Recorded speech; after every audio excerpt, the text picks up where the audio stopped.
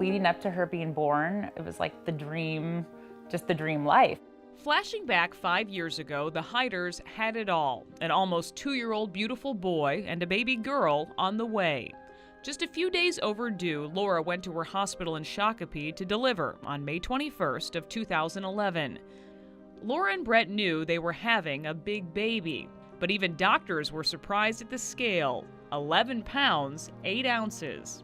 Big, healthy, big baby, absolutely. Everything was good. When she was born, I remember the first words out of my mouth was, "Is she still a girl?" Because at that point, as ridiculous as this sounds, that was like my biggest fear, that like all of a sudden she wasn't going to be a girl. Brooklyn was a girl, as strong as they come from the start.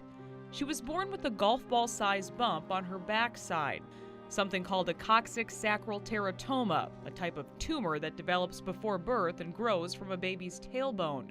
Doctors in Shakopee immediately started communicating with specialists at Children's Hospital in Minneapolis. And I remember asking, so if she has to have surgery, and he looks at me and he says, not if, but when.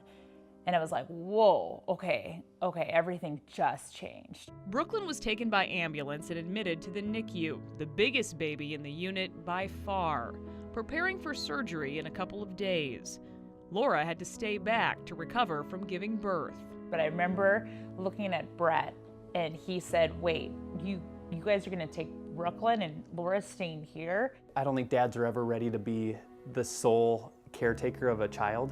And when they said Laura couldn't go to the hospital, that was like, okay, this is big boy time. It was during their time at Children's they discovered the Ronald McDonald house inside the hospital, a place they'd frequent for a quick shower or a warm meal, and for a brief break as they awaited Brooklyn's surgery. It was like a hotel, like the most comfortable hotel. So it was just the most amazing thing ever. So yes, we utilized that every afternoon. All along, they were told Brooklyn's tumor would be benign. Doctors said in cases like hers, they almost always were. In our head, it's a benign tumor. We're gonna have surgery, and then we're like moving on with our lives. So 3 days after Brooklyn was born, she was about to be placed in a bassinet and wheeled away to the operating room.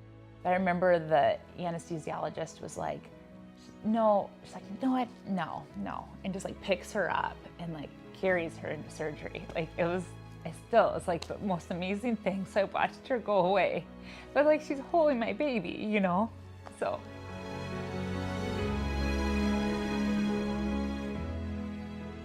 After a successful surgery, life would change again the next day, when a woman walked in and introduced herself as an oncologist, a doctor specializing in diagnosing and treating cancer. It's kind of one of those experiences where you're up here, the bird's eye. I can like see it from all angles in the room. I remember where I was. I remember watching it. Like, it's just one of those crazy things. And I do remember our nurse, who was amazing, but I remember her face changed. Well, she essentially said, Brooklyn has cancer.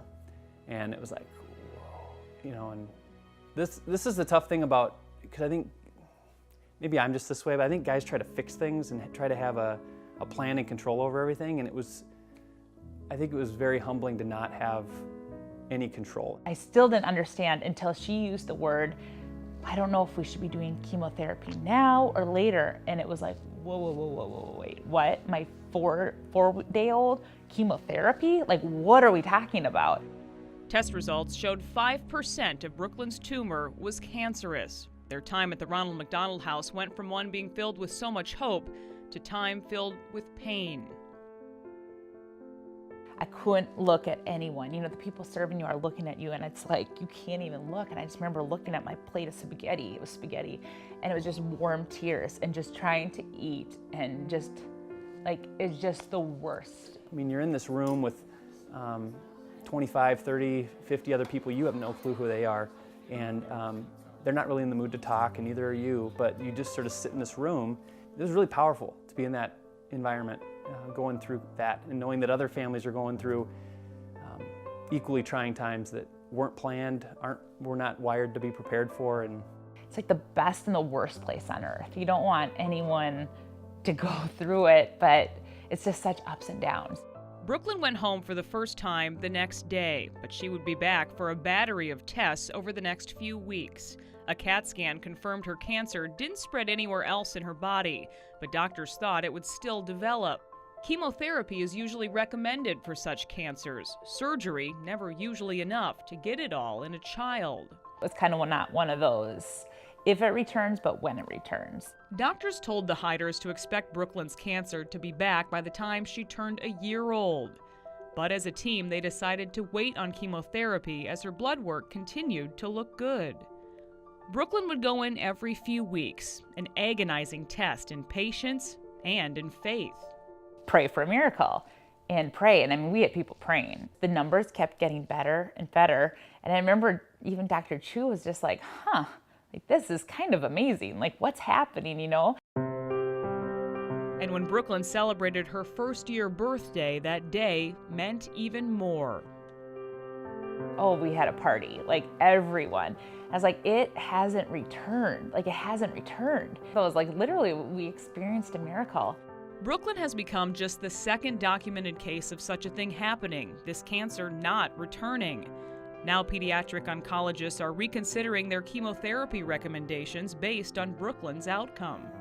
She is now a spunky 5-year-old, growing up alongside 2 brothers, not wasting the gift she's been given. Do you know what else I heard about you? I heard that you're very strong and you have big muscles. Can you show me? Can you hold them? Oh my gosh! Do you lift weights? Seriously? That is unbelievable. I am so jealous. I mean, she's just this athletic, social little thing. And I mean, she would love to like jump in puddles in the mud, but in a dress, you know, with earrings on and lip gloss. Do you know, Brooklyn, what you want to be when you grow up? A mama. The Hyders have made sure she knows the Ronald McDonald house is a part of her story. They're back as a family to serve food to other families in the middle of their own fights each spring. Did you spend time in the NICU? I always tell them to try to explain it. It's like when you make food for others, especially when they're in need, it hugs the heart on the way to the belly. Like it's meeting an emotional and a physical need. You know, I even think of just simple biblical principles. You start with physical needs before you can ever take care of someone's spiritual and emotional needs, and that's exactly what Ronald McDonald House did for us. Come in, free food. And I didn't know that there was going to be kind of that healing component with it too.